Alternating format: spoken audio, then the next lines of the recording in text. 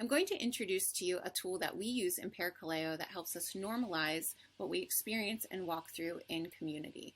And this comes from an article that Scott Peck wrote where he describes the 4 stages groups routinely go through in their process of becoming and maintaining community. In Parakaleo, I get to lean into this and see myself in the journey and recognize that the gospel is at the center of it all, holding this all together.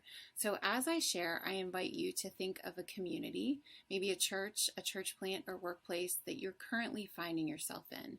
And we all start out in community and pseudo community, and pseudo sounds fake, and yet it's really just the beginning. It's like dating. We're putting our best face forward and we're trying to gather information. We're kind of avoiding disagreements and we want to see what this group is going to be like. It can be happy and hopeful, or for some it can feel anxious and skeptical.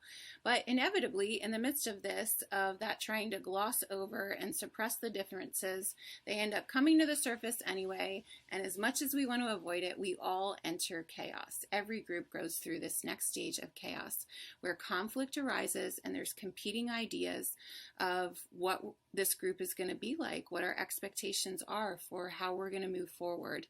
And we want a way out of chaos. It's discouraging and frustrating and disappointing. And some just exit the group and go back into pseudo community just to find the way out of chaos, because we're longing to shut that chaos down. And what we're really longing for is that fullness of community, that last stage that Scott describes. And it's that picture of true community, of a community or a spot where there's teamwork, where it's okay to be vulnerable, where forgiveness and kindness exist. Where grace is given and received. And it's not surprising that we long for this, because we were made for this kind of community. It's a creation longing in our heart. And yet, how is that possible here in the now and the not yet? Is there a bridge between chaos and community? Well, that's the 3rd stage, that stage of emptying. Because in the midst of the pain and struggle of chaos, there's an invitation to me to empty of myself. And as a group, we're invited to empty ourselves of the expectations and misconceptions and judgments that contributed so much to chaos. I get to turn to the true rescuer with all those feelings that were stirred up in chaos and start recognizing that I can't fix this community, but releasing it back to Jesus.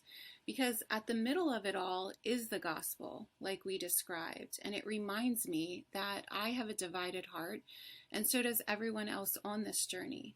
And that in the midst of all 4 stages, God is writing his redemption story.